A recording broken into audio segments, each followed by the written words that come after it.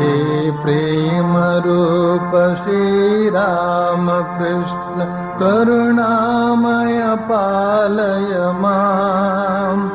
हे प्रेम रूप श्री राम कृष्ण करुणामय पालय माम्।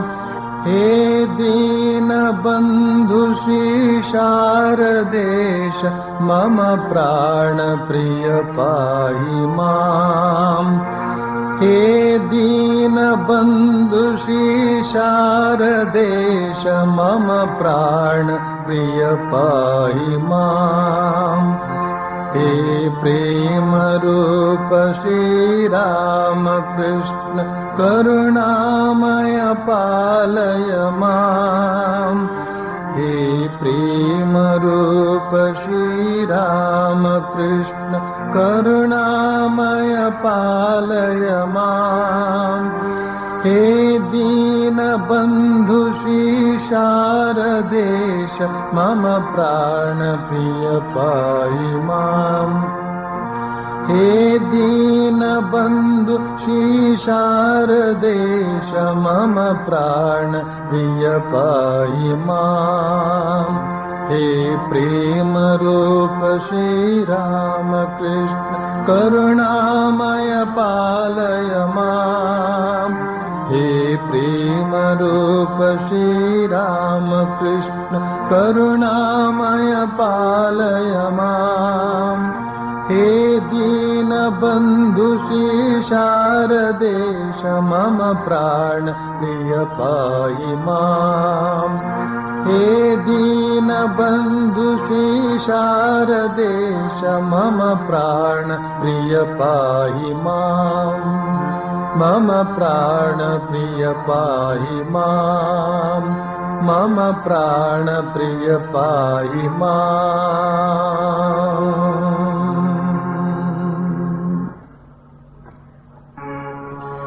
संजयागलो तव की पुदुमन दक्षिणेश्वर यात्रेगे परमहंसर तीर्थवाणीय पंच अमृतद पात्रेगे संजयागलो तव की पुदुमन दक्षिणेश्वर यात्रेगे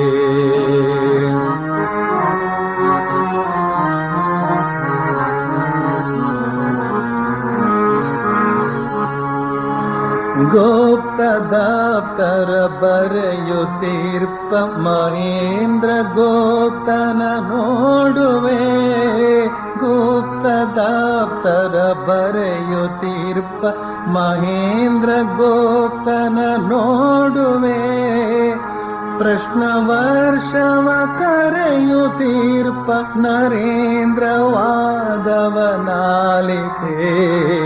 ಸಂಜೆಯಾಗಲು ತವ ಕಿ ಪುದು ಮನ ದಕ್ಷಿಣೇಶ್ವರ ಯಾತ್ರೆಗೆ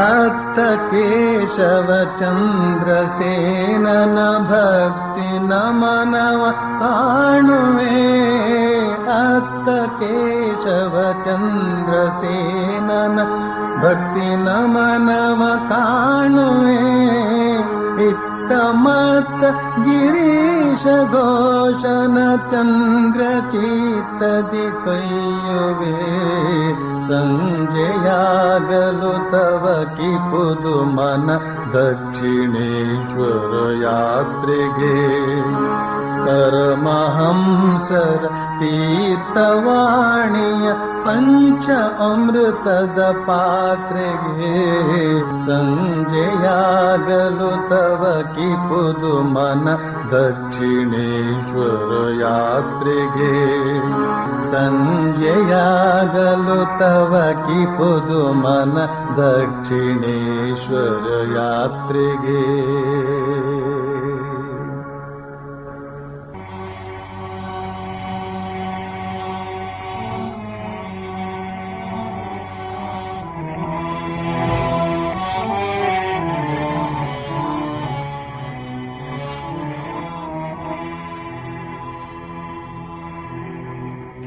कथामृतम् तप्तजीवनम्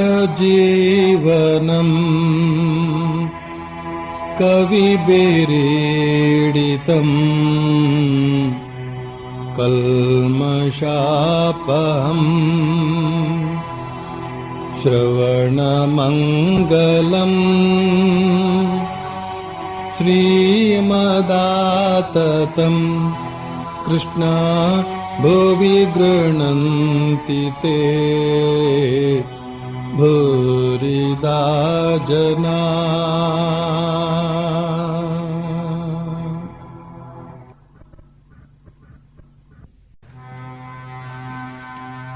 नाथ तुम्ही सर्वस्व आमार, नाथ तुम्ही सर्वस्व आमार, नाथ तुम्ही सर्वस्व आमार।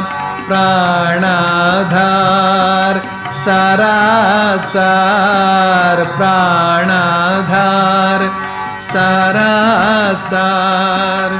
नहीं तुम बिने के हो त्रिभुवने, नहीं तुम बिने के हो त्रिभुवने। बोली बार अपनार, बोली बार अपनार। नाथ तुम्ही सर्वस्व आमार, नाथ तुम्ही सर्वस्व आमार।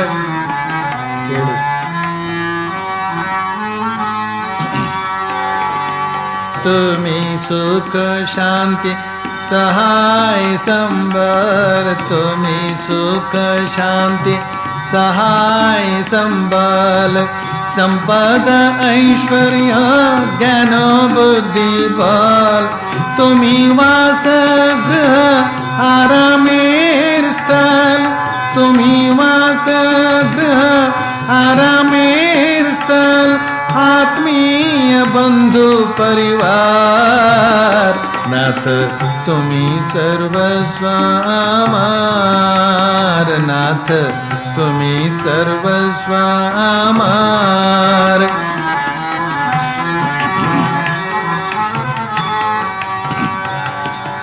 तुम्ही इह काल तुम्ही परित्राण, तुम्ही इह काल तुम्ही परित्राण। तुम्ही परकाल तुम्ही स्वर्गधाम। तुम्ही शास्त्रविधी गुरुकल्पतरु, तुम्ही शास्त्रविधी गुरुकल्पतरु। अनंत सुखेराधार, नाथ तुम्ही सर्वस्व आमार, नाथ तुम्ही सर्वस्व आमार।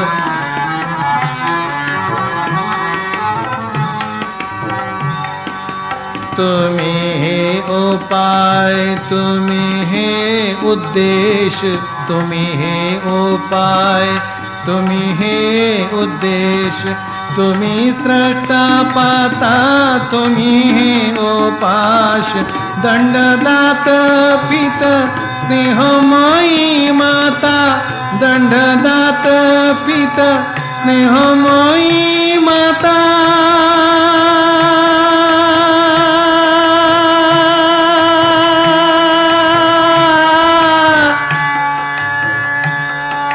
माता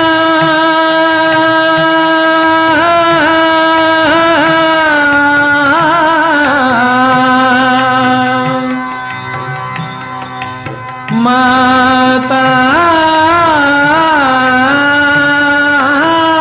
माता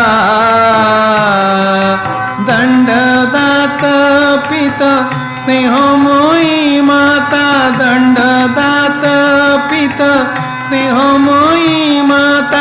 भवार्णवी कर्णधार, नाथ तुम्ही सर्वस्व आमार, नाथ तुम्ही सर्वस्व आमार।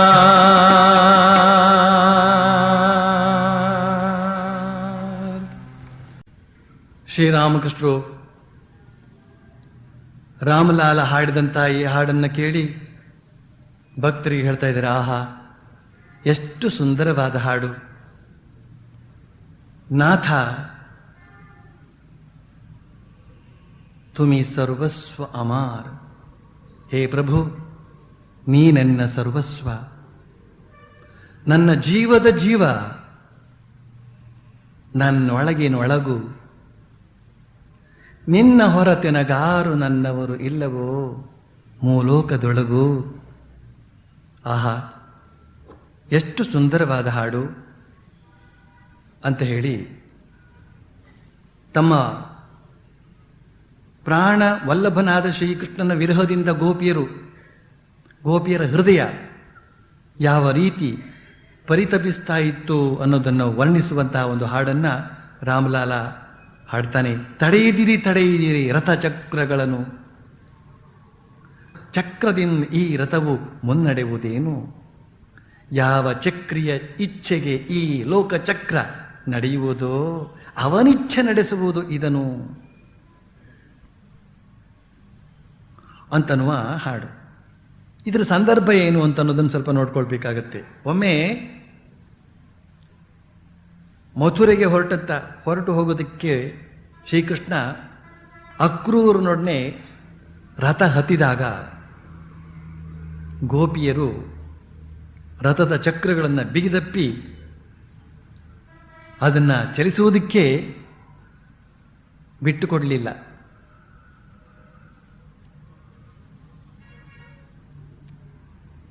ಆಗ ಆ ಒಂದು ಸಂದರ್ಭದಲ್ಲಿ ಹೇಳುವಂತಹ ಮಾತು, ತಡೆಯಿದಿರಿ ತಡೆಯಿದಿರಿ ರಥ ಚಕ್ರಗಳನ್ನು, ಚಕ್ರದಿಂದ ಈ ರಥವು ಮುನ್ನಡೆಯುವುದೇನೋ,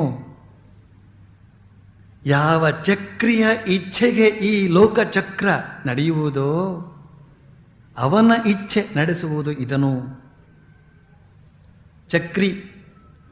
ಚಕ್ರವನ್ನು ಧರಿಸಿದವನು ಚಕ್ರಿ ಶ್ರೀಕೃಷ್ಣ. ಅವನ ಇಚ್ಛೆಗನುಸಾರವಾಗಿ ಲೋಕವೇ ತಿರುಗ್ತಾ ಇದೆ. ಹಾಗಿರುವಾಗ ಈ ಚಕ್ರದ ದಸೆಯಿಂದ ಈ ರಥ ಮುಂದೆ ಹೋಗಬೇಕಾಗಿದೆಯೋ ಅವನ ಇಚ್ಛಾ ಮಾತ್ರದಿಂದ ಹೋಗ್ಬಿಡ್ತದೆ. ಈ ಹಾಡನ್ನು ಕೇಳ್ತಾ ಕೇಳ್ತಾ ಪರಮಹಂಸರು ಗಾಢ ಸಮಾಧಿಸ್ಥರಾಗಿ ಬಿಟ್ಟಿದ್ದಾರೆ. ಕೈ ಜೋಡಿಸಿಕೊಂಡು ಕುಳಿತುಕೊಂಡಿದ್ದಾರೆ. ಅವರ ಭಾವಚಿತ್ರದಲ್ಲಿ ಕಾಣಬರುವ ಹಾಗೆ ಅವರ ಕಡೆಗಣ್ಣುಗಳಿಂದ ಪ್ರೇಮಾಶ್ರು ಸುರಿಯುತ್ತಿದೆ. ಬಹಳ ಹೊತ್ತಾದ ಮೇಲೆ ಪ್ರಕೃತಿಸ್ಥರಾಗುತ್ತಿದ್ದಾರೆ. ಆಗ ಅವರು ಏನನ್ನೋ ಮಟಗುಟ್ಟುತ್ತಿದ್ದಾರೆ. ಎಲ್ಲೋ ಅಲ್ಲೊಂದು ಇಲ್ಲೊಂದು ಪದ ಭಕ್ತರ ಕಿವಿಗೆ ಬೀಳುತ್ತಿದೆ. ಅವರು ತಮಗೆ ತಾವೇ ಹೇಳಿಕೊಳ್ಳುತ್ತಿದ್ದಾರೆ, ನೀನೇ ನಾನು, ನಾನೇ ನೀನು, ನೀನು ತಿನ್ನು, ನೀನು ನಾನು ತಿನ್ನುತ್ತೇನೆ. ಇದೆಲ್ಲ ಏನು ತಮಾಷೆಯೋ ನಿನ್ನದು. ಇದಿಷ್ಟು ಶ್ರೀರಾಮಕೃಷ್ಣ ಸ್ವಾಗತ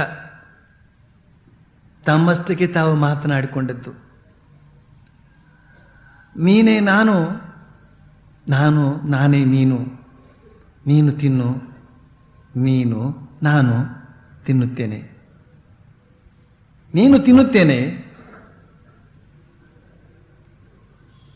ನಾನು ತಿನ್ನುತ್ತಿ. ಎರಡು ಒಂದಾಗಿಬಿಡ್ತದೆ. ಬಹಳ ಅದ್ಭುತವಾದಂತಹ ಒಂದು ವಾಕ್ಯ ಇದು. ನಾನೇ ನೀನು, ನೀನೇ ನಾನು ಆಗುವಂತಹ ಒಂದು ದಿವ್ಯವಾದಂತಹ ಸ್ಥಿತಿ. ಯದ್ಭಾವಂ ತದ್ಭವತಿ, ಬ್ರಹ್ಮವಿದ್ ಬ್ರಹ್ಮೈವ ಭವತಿ, ಬ್ರಹ್ಮವಿತ್ ಬ್ರಹ್ಮೈವ ಭವತಿ. ಬ್ರಹ್ಮವನ್ನು ತಿಳಿದವನು ಬ್ರಹ್ಮವೇ ಆಗುತ್ತಾನೆ ಅಂತನ್ನುವ ವೇದವಾಕ್ಯ. ಅದಕ್ಕಿಂತ ಮೊದಲು ನಾವು ಈ ವಾಕ್ಯವನ್ನು ಸುಮ್ಮನೆ ಉಚ್ಚರಿಸಬಹುದು. ಅನುಭವಕ್ಕೆ ಬಂದಾಗ ಅದರ ಕಥೆಯೇ ಬೇರೆ. ಇಂತಹ ಒಂದು ಅನುಭವ ದೇಶಕಾಲಾತೀತವಾಗಿ ಯಾರಿಗೂ ಬೇಕಾದರೂ ಆಗಬಹುದು. ಸ್ಪಿನೋಜಾ ಅಂತನೋ ಒಬ್ಬ ತತ್ವಶಾಸ್ತ್ರಜ್ಞ ಉದ್ಗರಿಸಿದಂತೆ pardon me O Lord, between you and me it seems you do not exist.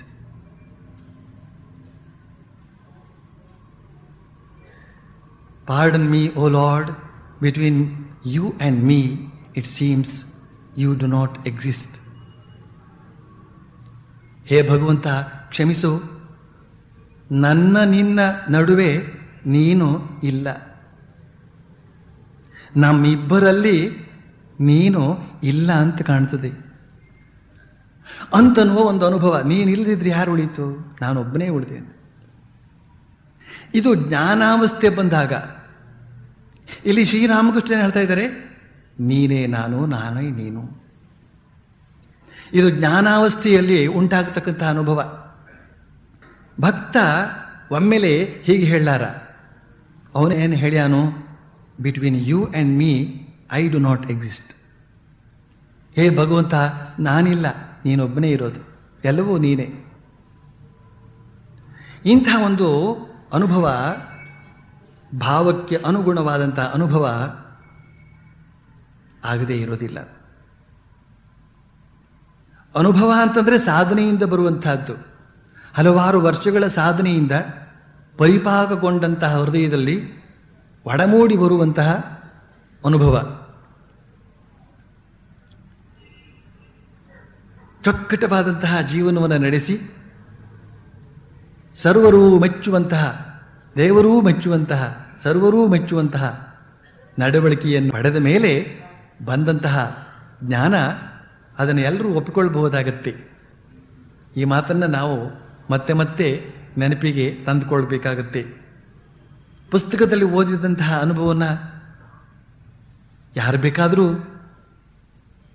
ನಾಟಕೀಯವಾಗಿ ತನ್ನದು ಎಂಬಂತೆ ಹೇಳಬಹುದು. ಕೇಳುವವರಿಗೇನು ಗೊತ್ತಾಗುತ್ತೆ? ಇದ್ರೂ ಇರಬಹುದು ಅಂತನ್ಲೇಬೇಕಾಗತ್ತೆ.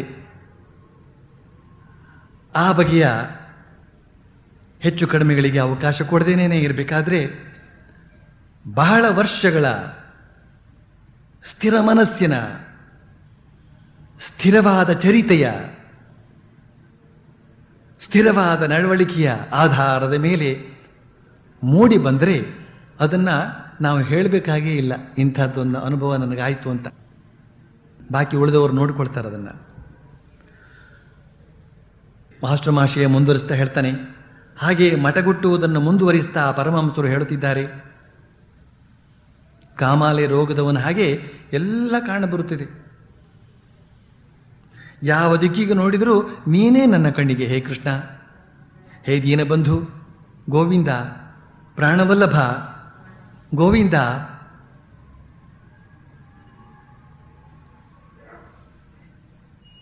ಭಕ್ತ ಸ್ಥಿತಿ, ಭಕ್ತಿಯ ಸ್ಥಿತಿ, ಭಕ್ತನ ಸ್ಥಿತಿಗೆ ಬಂದು ಹೇಳ್ತಾ ಇದ್ದಾರೆ, ಕಾಮಾಲೆ ರೋಗದವನ ಹಾಗೆ ಎಲ್ಲ ಕಾಣಬರ್ತಾ ಇದೆ. ಕಾಮಾಲೆ ರೋಗದವನಿಗೆ ಎಲ್ಲೆಲ್ಲೂ ಹಳದಿ ಬಣ್ಣ ಕಂಡು ಬರ್ತದೆ ಅಂತ ಪ್ರತೀತಿ. ಹಾಗೆ ಇವರಿಗೆ ಭಗವದ್ಭಾವ ಅಂತ ಹೇಳ್ತಕ್ಕಂತಹದ್ದು ಒಳಗಡೆ ತುಂಬಿಕೊಂಡಿರುವುದರಿಂದ ಎಲ್ಲೆಲ್ಲೂ ಅದೇ ಕಾಣ್ತಾ ಇದೆ ಅಂತ ಹೇಳ್ತಾ ಇದ್ದಾರೆ. ಯಾವ ದಿಕ್ಕಿಗೆ ನೋಡಿದರೂ ನೀನೇ ನನ್ನ ಕಣ್ಣಿಗೆ, ಹೇ ಕೃಷ್ಣ, ಹೇ ದೀನಬಂಧು, ಹೇ ಗೋವಿಂದ, ಪ್ರಾಣವಲ್ಲಭ, ಗೋವಿಂದ. ಈಗ ಪರಮಹಂಸರು ಪ್ರಾಣವಲ್ಲಭ, ಗೋವಿಂದ ಎಂದು ಹೇಳಿದೊಡನೆಯೇ ಮತ್ತೆ ಸಮಾಧಿಸ್ಥರಾಗಿ ಬಿಟ್ಟರು ಅಂತ ಬರೀತಾನೆ ಮಾಸ್ಟರ್ ಮಹಾಶಯ.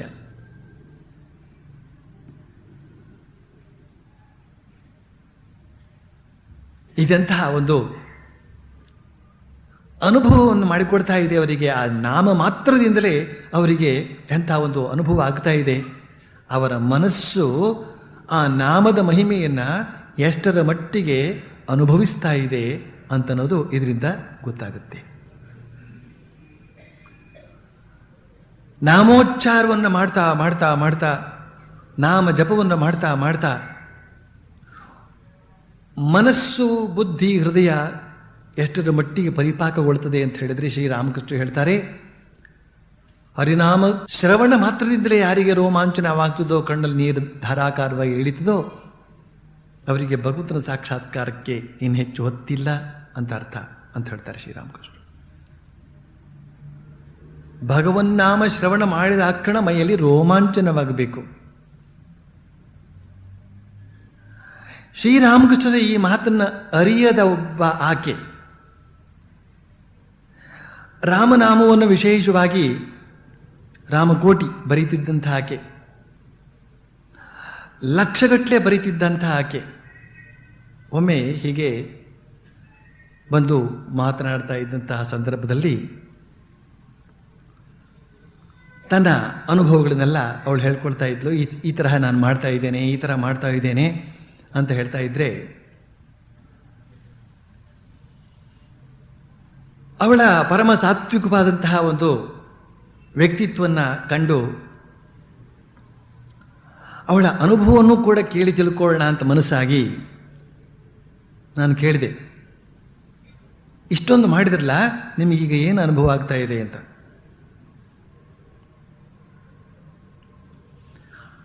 ಆಗ ಆಕೆ ಹೇಳಿದರು, ರಾಮನ ಹೆಸರು ಕೇಳಿದ ಕ್ಷಣ ಸ್ವಾಮೀಜಿ ರೋಮ ನೆಟ್ಟಗಾಗ್ತದೆ, ಕಣ್ಣಲ್ಲಿ ನೀರು ಬರ್ತದೆ ಅಂತ ಹೇಳಿದರು.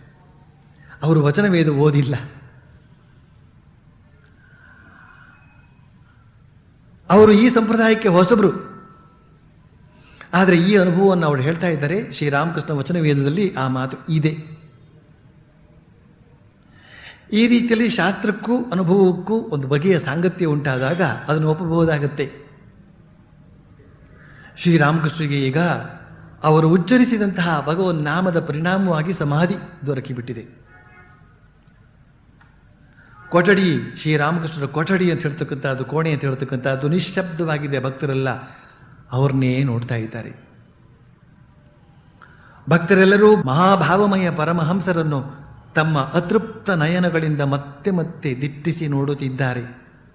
ಮಾಸ್ಟರ್ ಬರೀತಾ ಇದ್ದಾನೆ ಆ ಭಕ್ತರ ಅತೃಪ್ತ ನಯನದ ಬಗ್ಗೆ. ಅತೃಪ್ತ ನಯನ ಅಂದ್ರೇನರ್ಥ? ಎಷ್ಟು ನೋಡಿದರೂ ತೃಪ್ತಿ ಆಗದು ಆ ನಯನಗಳಿಗೆ.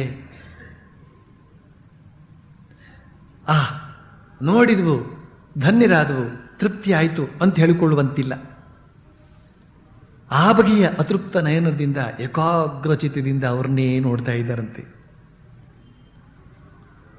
ಮಾಸ್ಟರ್ ಮುಂದುವರಿಸ್ತಾ ಹೇಳ್ತಾನೆ, ಅದರ ಸೇನ ತನ್ನ ಕೆಲವು ಮಂದಿ ಸ್ನೇಹಿತರೊಡನೆ ಕೊಠಡಿಯನ್ನು ಪ್ರವೇಶಿಸಿದ. ಆತ ಒಬ್ಬ ಡೆಪ್ಯೂಟಿ ಮ್ಯಾಜಿಸ್ಟ್ರೇಟ್, ವಯಸ್ಸು ಸುಮಾರು 30. ಇದು ಆತನ ಎರಡನೆಯ ಭೇಟಿ. ಅದರ ಸೇನ ಅವನ ಸ್ನೇಹಿತ ಶಾರದಾಚರಣ, ಅವನು ಬಂದಿದ್ದಾನೆ. ಸ್ಕೂಲುಗಳ ಡೆಪ್ಯೂಟಿ ಇನ್ಸ್ಪೆಕ್ಟರ್ ಆತ. ಈಗ ವಿಶ್ರಾಂತಿ ವೇತನ ಪಡೀತಾ ಇದ್ದಾನೆ. ಆತ ಈಗ ವಿಶೇಷವಾಗಿ ಧ್ಯಾನ ಭಜನೆಗಳಲ್ಲೇ ತನ್ನ ಕಾಲವನ್ನು ಕಳೀತಾ ಇದ್ದಾನೆ. ಸ್ವಲ್ಪ ಕಾಲದ ಹಿಂದೆ ಆತ ತನ್ನ ಹಿರಿಯ ಮಗನನ್ನು ಕಳೆದುಕೊಂಡು ಬಿಟ್ಟದ್ರಿಂದ ಪುತ್ರ ಶೋಕ ತಾಳಲಾರದೆ ಬಹಳವಾಗಿ ಕಂಗೆಟ್ಟು ಹೋಗಿದ್ದಾನೆ.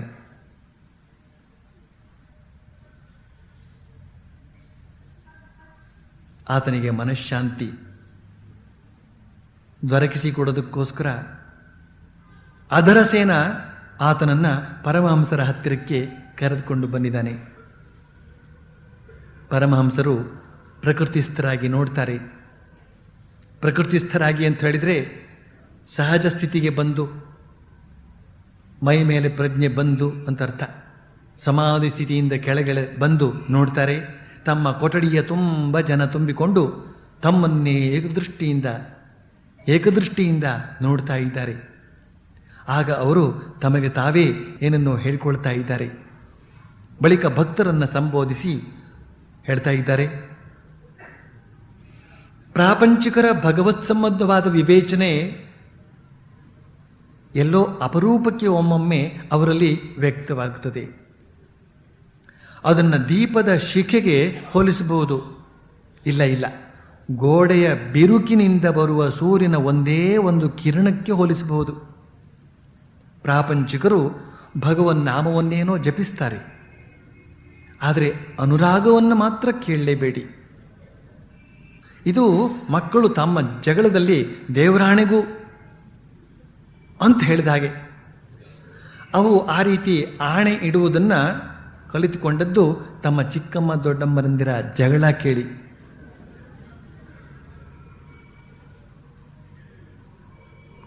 ಪ್ರಾಪಂಚಿಕರಲ್ಲಿ ಒಂದು ಹಿಡಿತ ಎಂಬುದೇ ಇಲ್ಲ.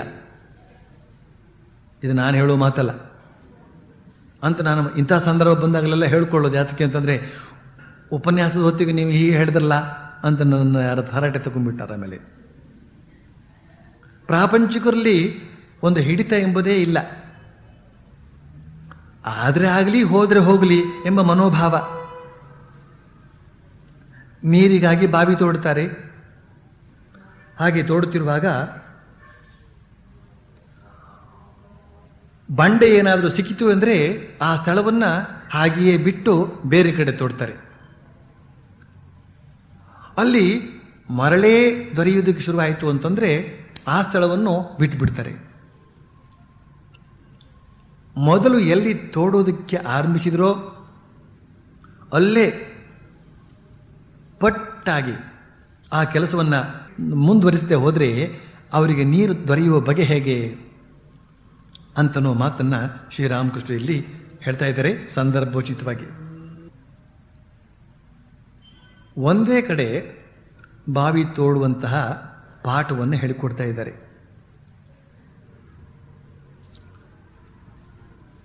ಈ ಮಾತಿನ ಅರ್ಥ ಏನು?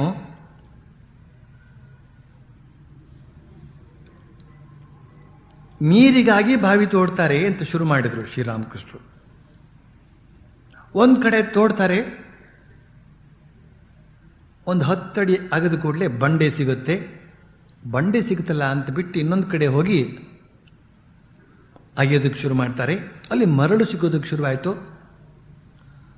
ಮರಳು ಸಿಕ್ತು ಅಂತಂದರೆ ಬಾವಿ ಕಟ್ಟೋದಕ್ಕಾಗೋದಿಲ್ಲ. ಯಾತಕ್ಕೆ ಅಂತ ಹೇಳಿದ್ರೆ ಮಣ್ಣು ಆಗಾಗ ಕುಸಿದು ಮುಚ್ಚಿ ಹೋಗಿಬಿಡ್ತದೆ. ಅದಕ್ಕೋಸ್ಕರ ಇನ್ನೊಂದು ಕಡೆ ಹೋಗಿ ಅಗಿತಾರಂತೆ. ಒಂದು ಕಡೆ 10 ಅಡಿ, ಇನ್ನೊಂದು ಕಡೆ 20 ಅಡಿ, ಮತ್ತೊಂದು ಕಡೆ 30 ಅಡಿ, ಇನ್ನೊಂದು ಕಡೆ 40 ಅಡಿ. ಹೀಗಾಗದು ಕೊನೆಗೂ ಎಲ್ಲೂ ನೀರು ಬರದೇನೆ ಅವರು ಬಾಯಾರಿ ಸಾಯುವಂತಹ ಪರಿಸ್ಥಿತಿ. ಅದರ ಬದಲಿಗೆ ಆ ಬಂಡೆ ಸಿಕ್ಕಿದಂತಹ ಜಾಗದಲ್ಲೇನೆ ಆ ಬಂಡೆಯನ್ನು ಕೊರೆದು ಇನ್ನೂ ಆಳಕ್ಕೆ ಹೋಗಿದ್ರೆ ಬಹುಶಃ ಒಂದು 20 ಅಡಿಗೆಲ್ಲ ನೀರು ಬಂದಿದ್ರು ಬರ್ಬೋದಾಗಿತ್ತು.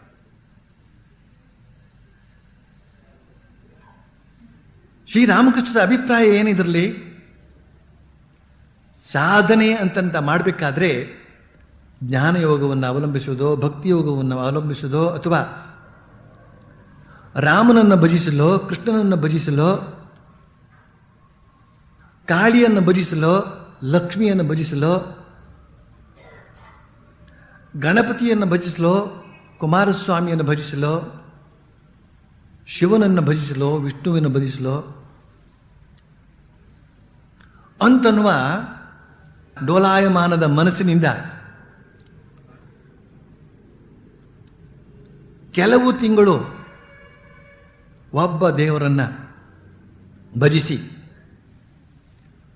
ಅವನೇನೋ ಮರುತ್ತರವನ್ನು ಕೊಡದೇ ಇದ್ದುದನ್ನು ಕಂಡು ಇವನಿಲ್ಲ ಅಂತ ತೀರ್ಮಾನ ಮಾಡಿ ಇನ್ನೊಬ್ಬ ದೇವರನ್ನ ಕರೆಯೋದಕ್ಕೆ ಹೊರಟು ಅವನನ್ನು ಕೂಡ ಒಂದು 10 ತಿಂಗಳು ಕರೆದು ಎಷ್ಟು ಹತ್ತರೂ ಅವನು ಬರದೆ ಅವನನ್ನು ಕೂಡ ಬದಿಗೊತ್ತಿ ಮತ್ತೊಬ್ಬನನ್ನು ಹಿಡಿದು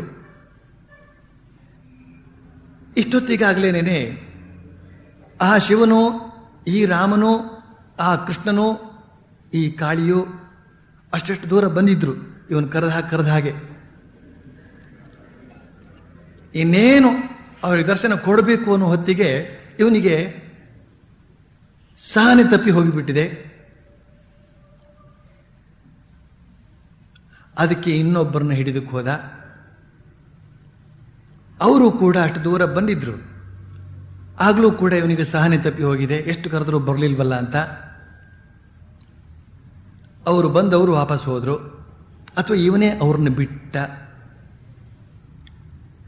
ಒಂದು ಸ್ವಲ್ಪ ಹೊತ್ತು ಕಾದಿದ್ರೆ ಎಣ್ಣೆ ಬರುವಾಗ ಕಣ್ಣು ಮುಚ್ಕೊಂಡ್ರು ಅಂತ ಒಂದು ಗಾದೆ ಇದೆ. ಅಥವಾ ಎಣ್ಣೆ ಬರುವಾಗ ಗಾಣ ಮುರಿಯಿತು ಅಂತ ಇನ್ನೊಂದು ಗಾದೆ ಕೂಡ ಇದೆ.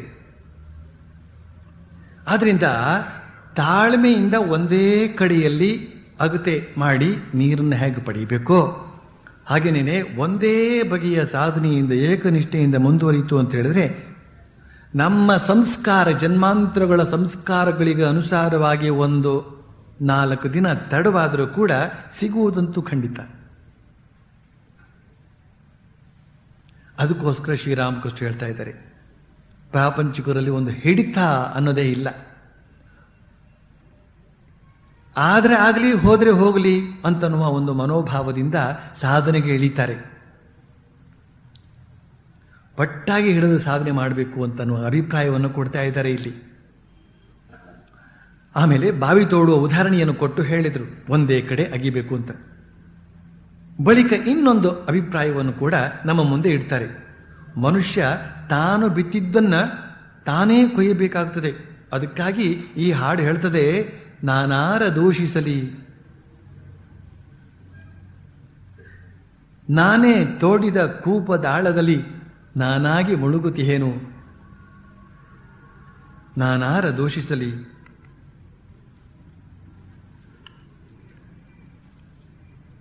ತಪ್ಪು ಮಾಡೋದು ನಾವು, ದೋಷವನ್ನು ಹಾಕೋದು ಇನ್ನೊಬ್ಬರ ತಲೆ ಮೇಲೆ.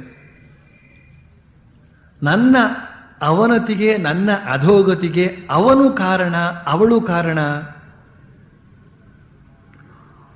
ಅಂತನ್ನುವ ಒಂದು ಮಾತು ನಮ್ಮಲ್ಲಿ ಬಹಳ ಪ್ರಸಿದ್ಧವಾದದ್ದು. ಅವನೊಬ್ಬ ಸಿಗದೆ ಹೋಗಿದ್ರೆ, ನನ್ನ ದಾರಿಗೆ ಅಡ್ಡ ಬರದೆ ಹೋಗಿದ್ರೆ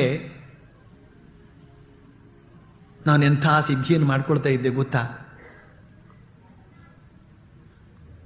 ಇವಳೊಬ್ಬಳು ಕಣ್ಣಿಗೆ ಬೀಳದೆ ಹೋಗಿದ್ರೆ ನಾನು ಎಷ್ಟು ಮುಂದುವರಿತಾ ಇದ್ದೆ ಗೊತ್ತಾ?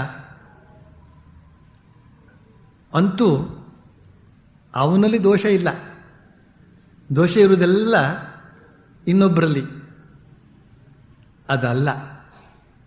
ಶ್ರೀರಾಮಕೃಷ್ಣ ಹೇಳ್ತಾರೆ, ಈ ಹಾಡನ್ನು ಉಪಯೋಗಿಸ್ಕೊಂಡು, ನಾನಾರ ದೂಷಿಸಲಿ ನಾನೇ ತೋಡಿದ ಕೂಪದ ಆಳದಲ್ಲಿ ನಾನಾಗಿ ಮುಳುಗುತ್ತಿಹೇನು. ಹೇಗೆ ಬಾವಿ ತೋಡಿದ್ದು? ಅರಿವರ್ಗಗಳ ಹಿಡಿದು ನಿನ್ನ ಸುಕ್ಷೇತ್ರದಲ್ಲಿ ನಾನೇ ಈ ಬಾವಿಯನ್ನು ತೋಡಿರುವೆನು. ಅರಿವರ್ಗಗಳ ಹಿಡಿದು. ಆರೆ ಗುದ್ಲಿ ಮಮಟಿ ಪಿಕಾಸು ಬೇಕಲ್ಲ, ಅದ್ಯಾವುದದು? ಅರಿವರ್ಗಗಳು. ಕಾಮ, ಕ್ರೋಧ, ಲೋಭ, ಮೋಹ, ಮದ, ಮತ್ಸರ ಅಂತ ಹೇಳ್ತಕ್ಕಂಥದ್ದು ಇನ್ನೊಬ್ಬರದ್ದು ನಮಗೆ ತೊಂದರೆ ಕೊಡ್ತಾ ಇದೆಯೇನೋ?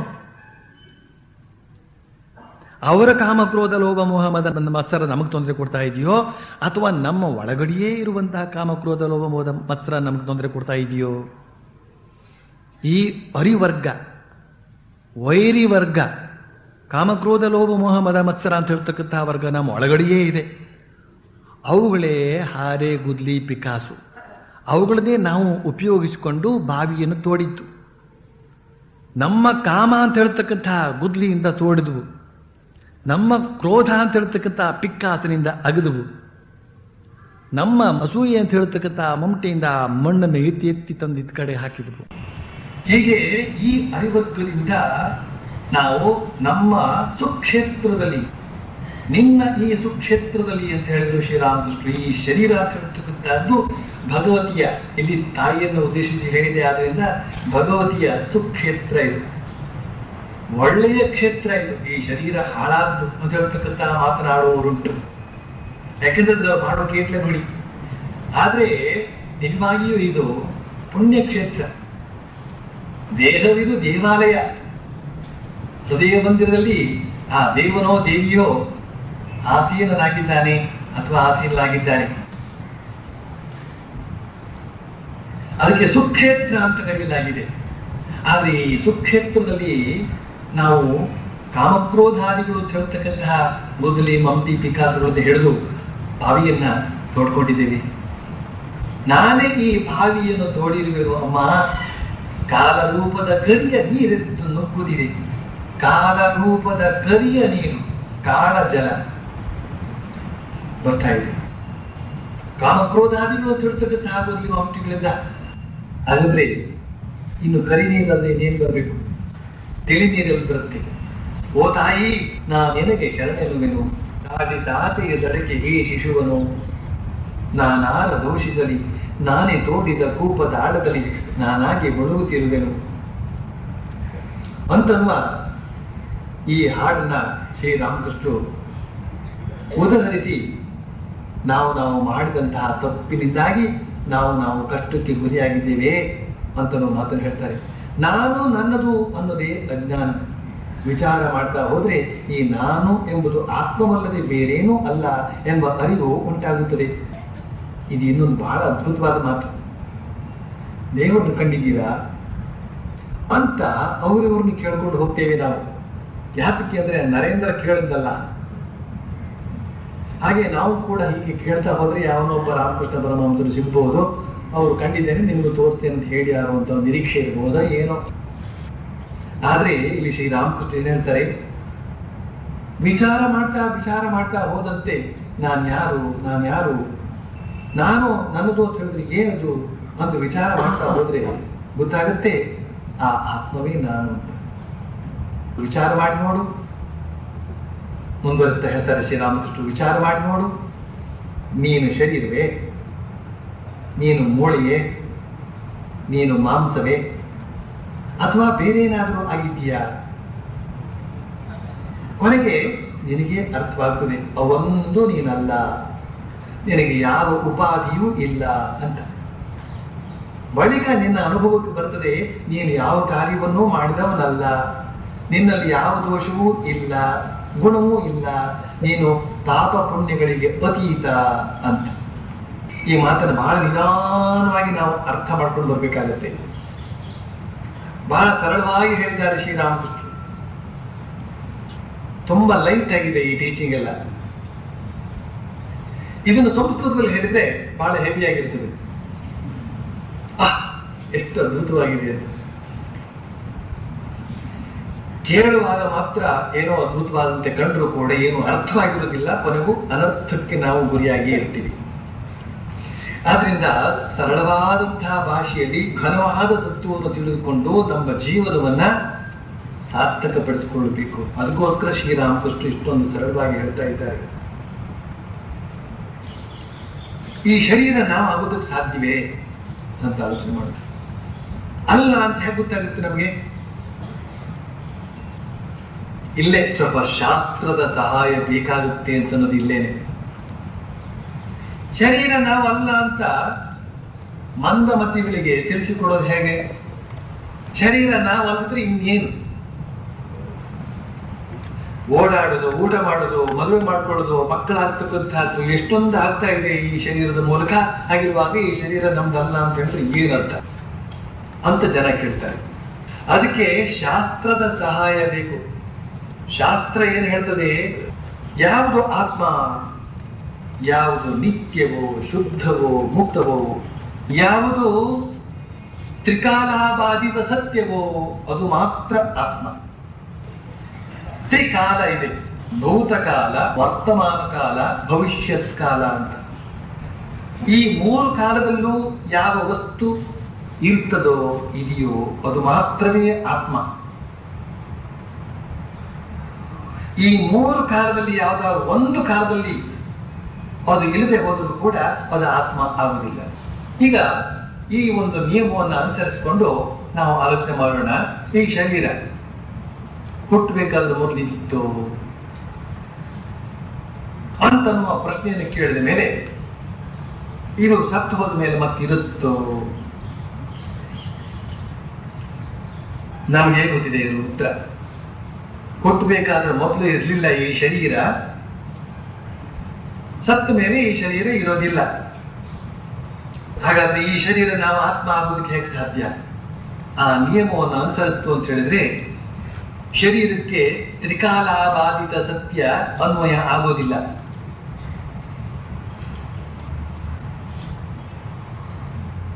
ಆದ್ರಿಂದ ಈ ಶರೀರವೂ ನಾನಲ್ಲ, ಮೂಳೆಯೂ ನಾನಲ್ಲ, ಮನಸ್ಸು ನಾನಲ್ಲ, ಬುದ್ಧಿಯೂ ನಾನಲ್ಲ.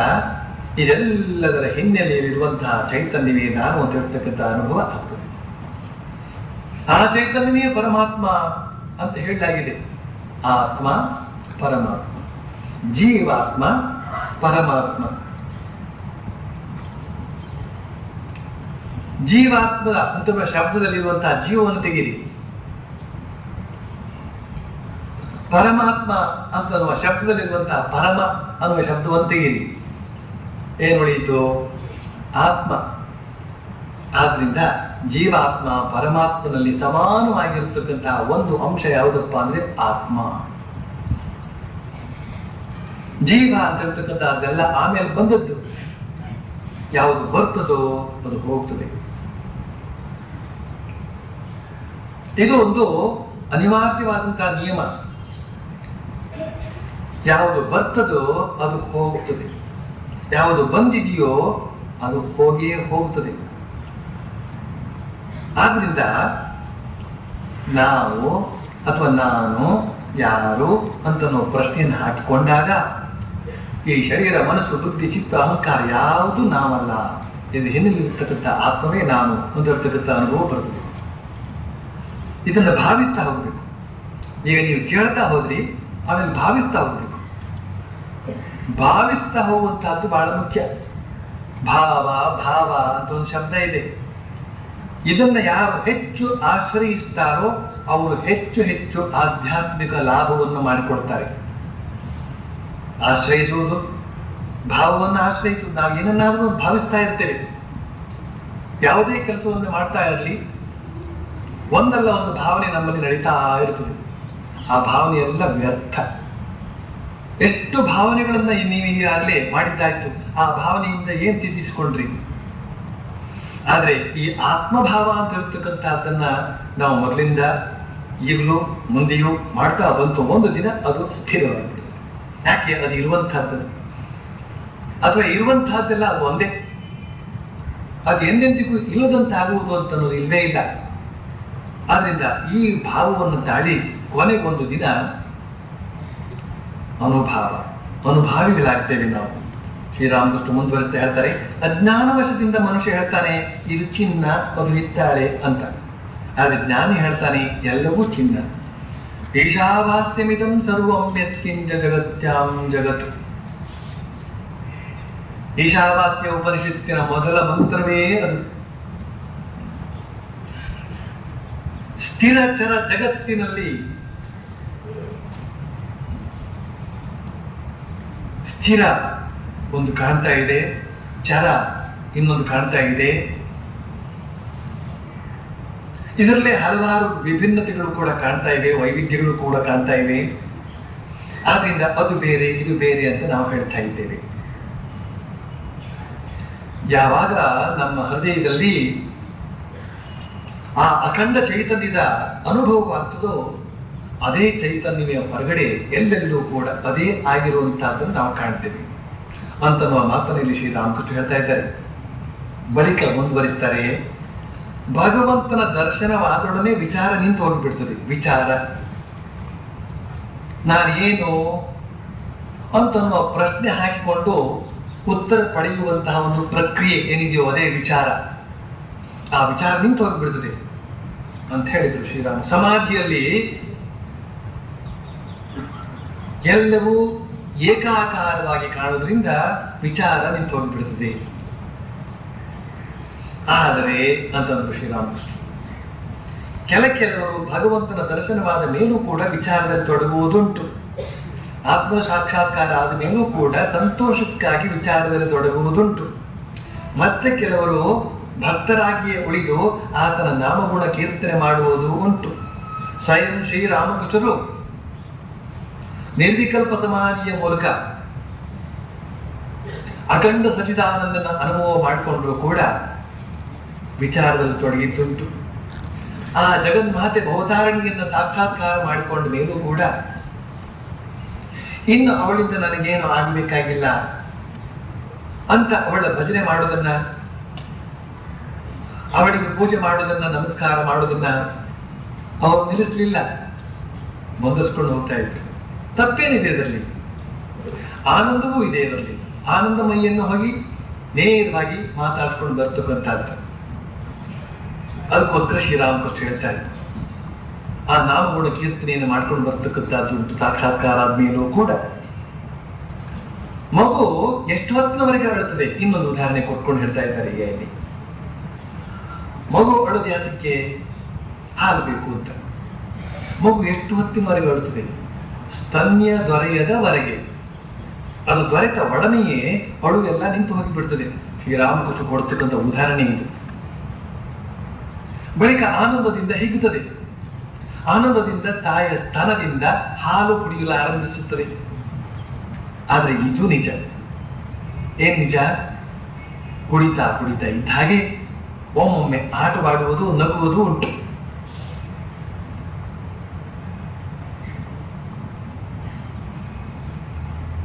ಮಕ್ಕಳು ಹಾಲು ಕುಡಿಯೋದನ್ನು ನೋಡ್ಬೇಕು.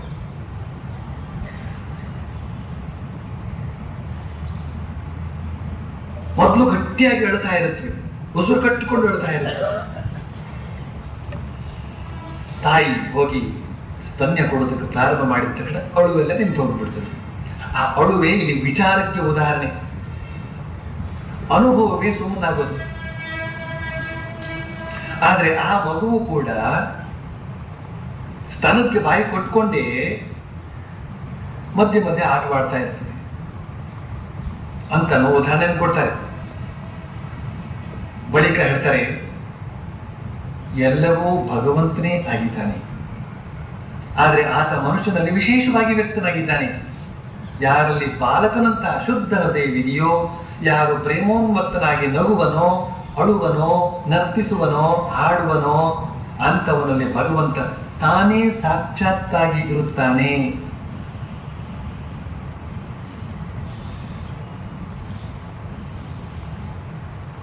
ಇಲ್ಲಿ ಒಂದು ಹೊಸ ವಿಷಯ ಹೇಳ್ತಾ ಇದ್ದಾರೆ. ಎಲ್ಲವೂ ಭಗವಂತನೇ ಆಗಿದ್ದಾನೆ ಅಂತ ಹೇಳ್ತಕ್ಕಂಥ ಮಾತನ್ನು ನಾವು ಶಾಸ್ತ್ರದಲ್ಲಿ ನೋಡ್ತಾ ಇದ್ದೇವೆ. ಇದೆಲ್ಲ ಕೇಳಿ ಕೇಳಿ ಕೇಳಿ ಪರಿಚಿತವಾದಂತಹ ಮಾತು. ಆದ್ರೆ ಆತ ಮನುಷ್ಯನಲ್ಲಿ ವಿಶೇಷವಾಗಿ ವ್ಯಕ್ತವಾಗಿದ್ದಾನೆ. ಇದನ್ನು ನಾವು ವಿಶೇಷವಾಗಿ ಕೇಳ್ತಾ ಇದ್ದೇವೆ.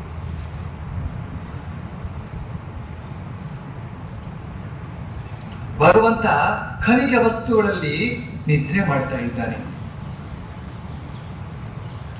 ಚಿನ್ನ, ವಜ್ರ, ವೈಡೂರ್ಯ ಇವುಗಳೆಲ್ಲ ಖನಿಜ ವಸ್ತುಗಳು. ಅವುಗಳಲ್ಲಿ ಹೊಳಪಿದೆ. ಅದನ್ನ ನನಗೆ ಬೇಕು ಅಂತ ಎಲ್ಲರೂ ಕೂಡ ಇಷ್ಟಪಡ್ತಾರೆ. ಯಾತಕ್ಕೆ? ಅಲ್ಲಿ ಭಗವಂತ ಇದ್ದಾನೆ. ಭಗವಂತ ಯಾವಾಗಲೂ ಆಕರ್ಷಿಸಲ್ಪಡುವಂತವನು ಕೃಷ್ಣ. ಜೀವಾನ್ ಸ್ವಾನ್ ಪ್ರತಿ ಆಕರ್ಷಯತಿ ಇತಿ ಕೃಷ್ಣ. ಜೀವಕೋಟಿಗಳನ್ನೆಲ್ಲ ತನ್ನ ಕಡೆ ಆಕರ್ಷಿಸಿಕೊಳ್ತಾನೆ ಅಂತ ಅವನಿಗೆ ಕೃಷ್ಣ ಅಂತ ಹೆಸರು. ಚಿನ್ನ, ವಜ್ರ, ವೈಡೂರ್ಯಗಳನ್ನ ಮನುಷ್ಯರು ತಾನು ಬೇಕು ಅಂತ ಇಟ್ಕೊಳ್ತಾರೆ. ಕಾರಣ ಅಲ್ಲಿ ಭಗವಂತನ ಆವಿರ್ಭಾವ ಇದೆ. ಆದ್ರೆ ಭಗವಂತ ಅಲ್ಲಿ ನಿದ್ರೆ ಮಾಡ್ತಾ ಇದ್ದಾನೆ. ಗಿಡ ಮರಗಳಲ್ಲಿ ಭಗವಂತ ಕನಸು ಕಾಣುತ್ತಿದ್ದಾನೆ. ಗಿಡ ಮರಗಳಲ್ಲಿ ಭಗವಂತ ಕನಸು ಕಾಣುತ್ತಿದ್ದಾನೆ. ಎಚ್ಚರ ಇಲ್ಲ, ಆದ್ರೆ ಬೆಳೆಯುತ್ತವೆ. ಇನ್ನೊಂದು ಗಿಡ, ಮತ್ತೊಂದು ಗಿಡಗಳ ನಿರ್ಮಾಣವಾಗುತ್ತವೆ, ಹಣ್ಣು ಇತ್ಯಾದಿ ಎಲ್ಲ ಬೆಳೆಸುತ್ತವೆ. ಇಷ್ಟಾದರೂ ಕೂಡ ಪ್ರಜ್ಞೆ ಇಲ್ಲ. ಆದ್ರಿಂದ ಕನಸು.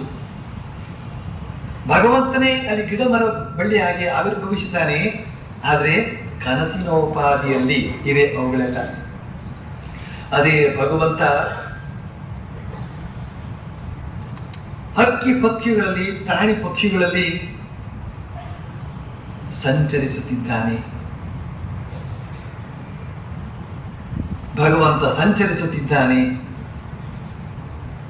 ಭಗವಂತ ಇದ್ದಾನೆ, ಅಲ್ಲಿ ಸಂಚರಿಸುತ್ತಿದ್ದಾನೆ. ಎಷ್ಟು ವ್ಯತ್ಯಾಸ! ಈ ವಜ್ರ ವೈಡೂರಗಳಿಗೂ ಈ ಪ್ರಾಣಿ ಪಕ್ಷಿಗಳಿಗೂ ಎಷ್ಟು ವ್ಯತ್ಯಾಸ ಬಂತಲ್ಲಿಗೆ. ಪ್ರಾಣಿ ಪಕ್ಷಿಗಳಲ್ಲಿ ಓಡಾಡ್ತಾ ಇದ್ದಾನೆ, ಸಂಚರಿಸ್ತಾ ಇದ್ದಾನೆ. ಮನುಷ್ಯನಲ್ಲಿ ಜಾಗೃತನಾಗಿದ್ದಾನೆ.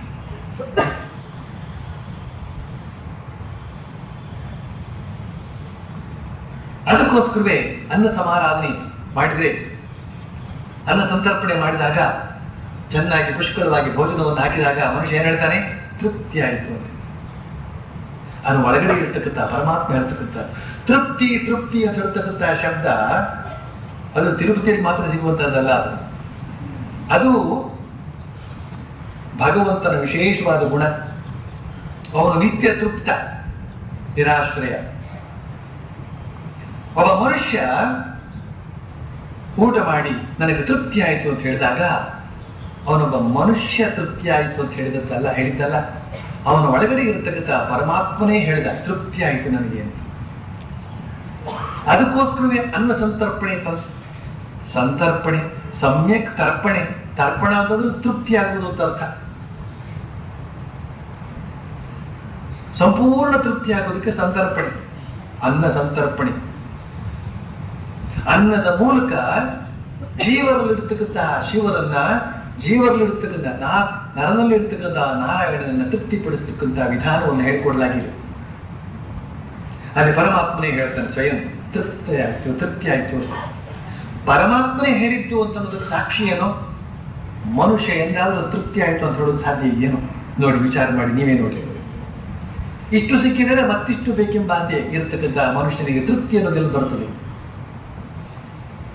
ಆದ್ರೆ ಮನುಷ್ಯ ಕೂಡ ಹೇಳ್ತಾನೆ ತೃಪ್ತಿ ಆಯ್ತು ನನಗೆ ಅಂತ. ಹೀಗೆ ಮನುಷ್ಯ ಪರಮಾತ್ಮ ಜಾಗೃತನಾಗಿದ್ದಾನೆ ಮನುಷ್ಯನಲ್ಲಿ. ಅದಕ್ಕೋಸ್ಕರ ಶ್ರೀರಾಮಕೃಷ್ಣ ಹೇಳ್ತಾ ಇದ್ದಾರೆ, ಮನುಷ್ಯನಲ್ಲಿ ವಿಶೇಷವಾಗಿ ಜಾಗೃತನಾಗಿದ್ದಾನೆ ಪರಮಾತ್ಮ ಅಂತ. ಬಳಿಕ ಮುಂದುವರಿಸ್ತಾ ಹೇಳ್ತಾರೆ, ಯಾರಲ್ಲಿ ಬಾಲಕನಂತಹ ಶುದ್ಧ ಹೃದಯವಿದೆಯೋ, ಬಾಲಕನಂತಹ ಶುದ್ಧ ಹೃದಯ ಇದೆಯೋ, ಈ ಪ್ರತಿಯೊಂದು ಮಾತನ್ನು ಕೂಡ ಎಚ್ಚರಿಕೆಯಿಂದ ನೋಡ್ಕೊಳ್ಬೇಕಾಗುತ್ತೆ. ನಾವು ಬಾಲಕನಂತೆ ಇರ್ತಾನೆ ಪರಮಾತ್ಮನನ್ನು ಸಾಕ್ಷಾತ್ಕಾರ ಮಾಡಿಕೊಂಡಂತಹ ಮನುಷ್ಯ. ಇದನ್ನ ಪದೇ ಪದೇ ನಾವು ಮನನ ಮಾಡಿಕೊಳ್ಳಿಕ್ಕೆ ಯೋಗ್ಯವಾದಂಥ ವಿಷಯ. ಸ್ವಯಂ ಪರಮಾತ್ಮನೂ ಕೂಡ ನಿತ್ಯ ಶಿಶು, ಬಾಲಗೋಪಾಲ. ಆರದ ಎಲೆ ಮೇಲೆ ತನ್ನ ಕಾಲಿನ ಹೆಬ್ಬೆರಳನ್ನ ಕರಕಮಲದಿಂದ ಹಿಡಿದು ಮುಖಕಮಲದಲ್ಲಿ ಪ್ರವೇಶಿಸಿಕೊಂಡು ಚೀಪ್ತಾ ಇದ್ದಂತಹ ದೃಶ್ಯ. ಅನಾದಿಯಿಂದಲೂ ಕೂಡ ಅವನು ಬಾಲಕ. ಪರಮಾತ್ಮ ಎಂದೆಂದಿಗೂ ಬಾಲಕನಾಗಿಯೇ ಇರತಕ್ಕಂಥವನು. ಆದ್ರಿಂದ ಬಾಲಕ ಭಾವ ಬರಬೇಕು ಅಂತ ಶ್ರೀರಾಮಕೃಷ್ಣ ಕೂಡ ಹೇಳ್ತಾರೆ. ಇಲ್ಲಿ ಯಾರಲ್ಲಿ ಬಾಲಕನಂತಹ ಶುದ್ಧ ಹೃದಯವಿದೆಯೋ, ಯಾರು ಪ್ರೇಮೋನ್ಮತ್ತನಾಗಿ ನಗುವನೋ, ಅಳುವನೋ, ನರ್ತಿಸುವನೋ, ಹಾಡುವನೋ ಅಂಥವನಿಗೆ ಭಗವಂತ ತಾನೇ ಸಾಕ್ಷಾತ್ತಾಗಿ ಇರುತ್ತಾನೆ. ಅಂದ ಮಾತ್ರಕ್ಕೆ ಯಾರು ನಗುತ್ತಾ ಇದ್ದಾನೋ ಅವನಲ್ಲಿ ದೇವರಿದ್ದಾನೆ ಅಂತ ಅರ್ಥ ಅಲ್ಲ. ದೇವರು ಜಾಗೃತನಾಗಿದ್ದಲ್ಲಿ ಅವನು ನಗ್ತಾ ಇರ್ತಾನೆ, ಅದು ಸರಿ. ನಗ್ಗವರಲ್ಲೆಲ್ಲ ದೇವರಿದ್ದಾನೆ ಅಂತ ಹೇಳಕ್ಕಾಗೋದಿಲ್ಲ. ಹುಚ್ಚರ ಆಸ್ಪತ್ರೆಯಲ್ಲಿ ಏನ್ ಬಗೆ ಬಗೆಯ ನಗು.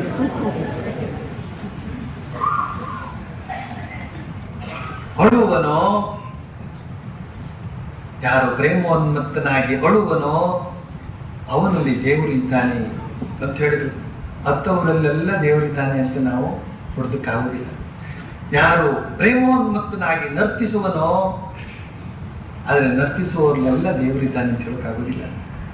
ಯಾರು ಪ್ರೇಮೋನ್ಮತ್ತನಾಗಿ ಹಾಡುವನೋ ಅಂಥವನಲ್ಲಿ ಭಗವಂತ ತಾನೇ ಸಾಕ್ಷಾತ್ತಾಗಿ ಇರುತ್ತಾನೆ. ಆದರೆ ಹಾಡಿದವರಲ್ಲೆಲ್ಲ ಅವರ ಹಾಡೇ ಬೇರೆ. ಆದರೆ ಪರಮಾತ್ಮನ ಅನುಭವದಿಂದ ಯಾರ ಹೃದಯದಲ್ಲಿ ಪ್ರೇಮ, ಹೆಣ್ಣು ಗಂಡಿನ ಪ್ರೇಮ ಅಲ್ಲ ಅಂತ ನಾವು ಮಾತನ್ನ ಸದಾ ನೆನಪಿಟ್ಕೊಂಡಿರ್ಬೇಕು. ಹೊಸದಾಗಿ ಮತ್ತೆ ನಾವು ಹೇಳಬಾರ್ದು.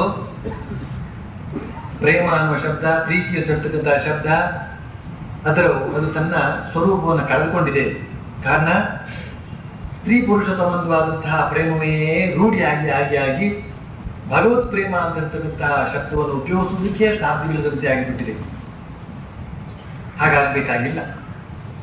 ಹೆಣ್ಣು ಗಂಡಿಗೆ ಸಂಬಂಧಪಟ್ಟಂತಹದ್ದು ಪ್ರೇಮ ಅಲ್ಲ, ಅದು ಕಾಮ. ಆದ್ರೆ ಕಾಮ ಅಂತ ಹೇಳೋಕ್ಕಾಗಕ್ಕೆ ಅದಕ್ಕೋಸ್ಕರ ಪ್ರೇಮ ಅಂತ ಮಾಡ್ಕೊಂಡಿದ್ದಾರೆ ಅಷ್ಟೇ. ಆದ್ರೆ ನಿಜಕ್ಕೂ ಕೂಡ ಹೆಣ್ಣು ಗಂಡುಗಳಲ್ಲೂ ಕೂಡ ಈ ಕಾಮದ ಸಂಪರ್ಕ, ಕಾಮದ ಒಂದು ಸಂಬಂಧ ಅಂತ ಹೇಳ್ತಕ್ಕಂಥದ್ದು ಕರಗಿ ಹೋದ ಬಳಿಕ ಪ್ರೇಮವೇ ನೆಲೆಗೊಳ್ಳಬೇಕಾದದ್ದು. ಪ್ರೇಮ ಅಂತ ಹೇಳ್ತಕ್ಕಂಥದ್ದು ಆತ್ಮಕ್ಕೂ ಸಂಬಂಧಪಟ್ಟಂತಹದ್ದು. ಕಾಮ ಅಂತ ಹೇಳ್ತಕ್ಕಂಥದ್ದು ಶರೀರಕ್ಕೂ ಸಂಬಂಧಪಟ್ಟಂತಹದ್ದು. ಸ್ನೇಹ ಅಂತ ಹೇಳ್ತಕ್ಕಂಥದ್ದು ಮನಸ್ಸಿಗೂ ಸಂಬಂಧಪಟ್ಟಂತಹದ್ದು. ಆದ್ರಿಂದ ಆತ್ಮಕ್ಕೂ ಸಂಬಂಧಪಟ್ಟಂತಹ ಪ್ರೇಮ ಬೆಳೆದಾಗ ಅಲ್ಲಿ ನಿಜವಾದ ಆತ್ಮೀಯತೆ ಅಂತ ಹೇಳ್ತಕ್ಕಂಥದ್ದು ಉತ್ಪನ್ನವಾಗುತ್ತೆ. ಅದು ಆತ್ಮಕ್ಕೆ ಸಂಬಂಧಪಟ್ಟಂತಹದ್ದು ಮಾತ್ರವೇ ಆತ್ಮೀಯತೆ. ಹೀಗೆ ಈ ಒಂದು ಪ್ರೇಮ ಅಂತ ಹೇಳ್ತಕ್ಕಂಥದ್ದು ಯಾರಲ್ಲಿ ಉತ್ಪನ್ನವಾಗಿ ಉನ್ಮತ್ತನಾಗ್ತಾನೋ, ಭಗವತ್ ಪ್ರೇಮದಿಂದ ಉನ್ಮತ್ತನಾಗ್ತಾನೋ ಅವನಲ್ಲಿ ಸ್ವಯಂ ಪರಮಾತ್ಮನೇ ಇದ್ದಾನೆ ಅಂತ ಶ್ರೀರಾಮಕೃಷ್ಣ ಹೇಳಿದರು. ಬಳಿಕ ಮುಂದುವರಿಸ್ತಾ ಹೇಳ್ತಾರೆ, ಈ ಸಲ ಮಾಸ್ಟರ್ ಮಾಶಯ ಹೇಳ್ತಾನೆ, ಈ ಸಲ ಪರಮಹಂಸರಿಗೆ ಅದರ ಸೇನನ ಪರಿಚಯ ಇನ್ನೂ ಹೆಚ್ಚಾಗಿ ಆಯಿತು. ಇದು 2ನೇ ಸಲ ಬಂತು. ಆತ ತನ್ನ ಸ್ನೇಹಿತನ ದುಃಖಕ್ಕೆ ಕಾರಣ ಏನು ಅಂತನ್ನೋದನ್ನ ಪರಮಹಂಸರಿಗೆ ತಿಳಿಸಿದ. ಪರಮಹಂಸರು ಈಗ ತಮಗೆ ತಾವೇ ಹಾಡಿಕೊಳ್ಳುತ್ತಿರುವಂತೆ ಒಂದು ಹಾಡನ್ನ ಹಾಡುತ್ತಿದ್ದಾರೆ. ಕೈದುಗಳು ಮನೆಯ ಸುತ್ತಲೂ ಮೃತ್ಯು ನಿಂತು ರಣಭೇರಿಯನ್ನು ಒಡೆಯುತ್ತಿದೆ. ಜ್ಞಾನ ತೋಣೀರವನು ಹೆಗಲಿಗೇರಿಸು, ಹತ್ತು ಭಕ್ತಿರಥವ ಸಮರ ಕರೆಯುತ್ತಿದೆ. ಪ್ರೇಮ ಗುಣವನ್ನು ಬಿಗಿದು ನಿನ್ನ ರಸನೆಯ ಧನುವಿನಿಂದ ಬಿಡು ಶ್ರೀ ಕಾಳಿ ನಾಮಾಸ್ತ್ರವ. ರಥಿಕರತ್ತಿರಲಿ ಭಾಗೀರಥಿ ತೀರದಲ್ಲಿ ನಿಂತು ಗೆದ್ದು ಬಾ ಈ ಸಮರವ. ನಿನ್ನ ಶೋಕವನ್ನ ಅತ್ತ ಕಡೆಗೆ ಒಗೆದು ಆನಂದದಿಂದ ಇರು ಅಂತನ್ನುವ ಒಂದು ಕರೆಯನ್ನ ಈ ಹಾಡಿನ ಮೂಲಕ ಕೊಡ್ತಾ ಇದ್ದಾರೆ ಶ್ರೀರಾಮಕೃಷ್ಣ. ಸಮರ ಇದೊಂದು ಜೀವನ ಅಂತ ಹೇಳ್ತಕ್ಕಂಥದ್ದು ಒಂದು ಸಮರ. ಇಲ್ಲಿ ಶ್ರೀರಾಮಕೃಷ್ಣ ಹೇಳ್ತಾರೆ, ಶ್ರೀ ಕಾಳಿ ನಾಮಾಸ್ತ್ರವನ್ನ ಬಿಟ್ಟು ವೈರಿಯನ್ನ ಗೆಲ್ಲಬೇಕು ಅಂತ ಹೇಳ್ತಾ ಇದ್ದಾರೆ. ರಥರಥಿಕರೆಲ್ಲ ಹತ್ತಿರಲಿ ಭಾಗೀರಥಿ ತೀರದಲ್ಲಿ ನಿಂತು ಗೆದ್ದು ಬಾ ಈ ಸಮರವ. ಪವಿತ್ರವಾದ ಗಂಗಾ ತೀರದಲ್ಲಿ ನಿಂತು ಸಾಧನೆಯನ್ನು ಕೈಕೊಂಡು ಸಮರದಲ್ಲಿ ಅಂದ್ರೆ ಸಾಧನೆಯಲ್ಲಿ ಸಿದ್ಧರಾಗು ಅಂತ ಹೇಳ್ತಾರೆ. ಬಳಿಕ ಹೇಳ್ತಾರೆ, ಮತ್ತೇನ್ ತಾನೇ ಮಾಡದಲ್ಲಿ ಪುತ್ರ ಹೋದ ನಿಜ,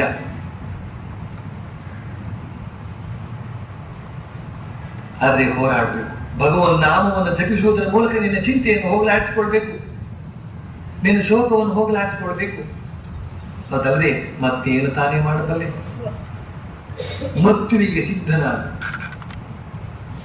ಮೃತ್ಯು ಮನೆಯನ್ನು ಪ್ರವೇಶಿಸಿದ್ದಾನೆ. ಭಗವಂತನ ನಾಮವೆಂಬ ಅಸ್ತ್ರ ಹಿಡಿದು ಆತನೊಡನೆ ಯುದ್ಧ ಮಾಡಬೇಕಾಗಿದೆ. ಮೃತ್ಯುವನ್ನ ಗೆಲ್ಲುವುದಕ್ಕೆ ಬೇರೆ ಯಾವ ಅಸ್ತ್ರವೂ ಪ್ರಯೋಜನವಿಲ್ಲ. ಮೃತ್ಯುಂಜಯ ಅಸ್ತ್ರ ಭಗವನ್ ನಾಮವೇ ಆ ಮೃತ್ಯುಂಜಯ ಅಸ್ತ್ರ. ಭಗವಂತನೇ ಕರ್ತ. ನಾನು ಹೇಳ್ತೇನೆ ಕೇಳು, ಹೇ ಭಗವಂತ, ನೀನು ಮಾಡಿಸಿದ ಹಾಗೆ ಮಾಡ್ತೇನೆ, ಹೇಳಿಸಿದ ಹಾಗೆ ಹೇಳ್ತೇನೆ. ನಾನು ಯಂತ್ರ, ನೀನು ಯಂತ್ರಿ. ನಾನು ಗೃಹ, ನೀನು ಗೃಹಪತಿ. ನಾನು ಗಾಡಿ, ನೀನು ಚಾಲಕ. ಆತನಿಗೆ ವಕಾಲತ್ತನ್ನು ವಹಿಸಿಬಿಡು. ಒಳ್ಳೆಯವರ ಮೇಲೆ ಭಾರ ಹಾಕಿಬಿಟ್ರೆ ಅವನು ಕೆಟ್ಟದ್ದನ್ನು ಮಾಡೋದಿಲ್ಲ. ಭಗವಂತ ತನ್ನ ಇಚ್ಛೆ ಇದ್ದಂತೆ ನಡೆಸಲಿ. ಇಲ್ಲಿ ಒಂದು ಬೋಧನೆಯನ್ನ ನೀಡಿದರು ಶ್ರೀರಾಮಕೃಷ್ಣ. ಏನು? ನೀನು ಯಂತ್ರ ಅಲ್ಲ, ನಾನು ಯಂತ್ರ, ನೀನು ಯಂತ್ರಿ. ಯಂತ್ರವನ್ನು ನಡೆಸ್ತಕ್ಕಂಥವನು ಅಥವಾ ನಡೆಸ್ತಕ್ಕಂಥವಳು ಜಗನ್ಮಾತೆಯಾದೆ. ಇನ್ನಿಚ್ಛೆಯಂತೆ ಆಗಲಿ. ಇದು ಜ್ಞಾನ. ನೀನು ಅಂತ ಹೇಳ್ತಕ್ಕಂಥದ್ದು ಜ್ಞಾನ, ನಾನು ಅಂತ ಹೇಳ್ತಕ್ಕಂಥದ್ದು ಅಜ್ಞಾನ ಅಂತನ್ನುವ ಮಾತನ್ನ ಪದೇ ಪದೇ ಶ್ರೀರಾಮಕೃಷ್ಣರು ಹೇಳ್ತಾರೆ. ಸ್ವಯಂ ಅವರು ಕೂಡ ಅದೇ ರೀತಿಯಲ್ಲಿ ಇದ್ರು ಅಂತ ಹೇಳ್ತಕ್ಕಂಥದ್ದು ಇನ್ನೊಂದು ಬಹಳ ಮುಖ್ಯವಾದಂತಹ ಅಂಶ. ಶ್ರೀರಾಮಕೃಷ್ಣ ಈ ಹಾಡನ್ನು ಹೇಳ್ತಾರೆ,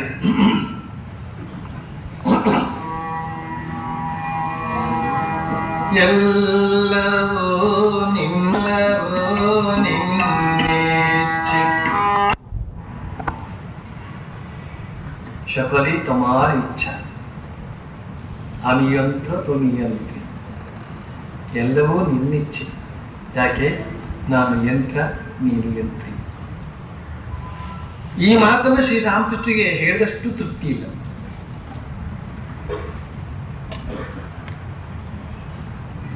ಸಾಕು, ಗೊತ್ತಾಯ್ತು, ನೀವು ಹೇಳಿದ ಅರ್ಥ ಆಯ್ತು ಅಂತ ಹೇಳಿದ್ರು ಅವ್ರು ಬಿಡೋದಿಲ್ಲ. ಇಲ್ಲ, ನನಗೆ ಅರ್ಥ ಆಗಿಲ್ಲ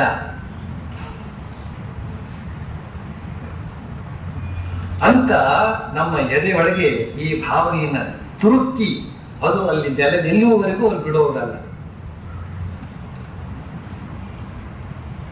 ಅದಕ್ಕೋಸ್ಕರ ಶ್ರೀರಾಮಕೃಷ್ಣರು ಹೇಳ್ತಾ ಇದ್ದಾರೆ, ಶೋಕ ಯಾತಕ್ ಮಾಡ್ತಿ? ಭಗವಂತನ ಇಚ್ಛೆ ಅವನು ಕೊಟ್ಟ, ಅವನೇ ತೆಗೆದುಕೊಂಡು ಹೋದ. ಬಳಿಕ ಮುಂದುವರಿಸ್ತಾ ಹೇಳ್ತಾರೆ, ಏನು ಪುತ್ರ ಶೋಕ ಸಹಜವೇ ಅಲ್ವೇ? ಪುತ್ರ ಶೋಕ ಆಗದೆ ಇರುತ್ತೆಯೇ? ಅದು ಸಹಜವೇ ಅಲ್ವೇ? ಪುತ್ರ ಆತ್ಮಜ. ಆತ್ಮಜ, ಆತ್ಮ ಆತ್ಮಕ್ಕೆ ಹುಟ್ಟಿದವನು ಅಂತ ಅರ್ಥ ಅಲ್ಲ, ತನ್ನಗೂ ಹುಟ್ಟಿದವನು ಅಂತ ಅರ್ಥ. ಜ ಅಂದ್ರೆ ಹುಟ್ಟಿದವನು ಅಂತ ಅರ್ಥ. ತನ್ನ ಶರೀರಕ್ಕೆ ಹುಟ್ಟಿದವನು, ತನ್ನ ಶರೀರದ ಇನ್ನೊಂದು ರೂಪವಾಗಿ ಅವನು ವ್ಯಕ್ತಗೊಂಡವನು, ತನ್ನಂತೆಯೇ ಆಗ್ತದೆ. ಅದಕ್ಕೋಸ್ಕರ ಶೋಕ ಆಗುವುದು.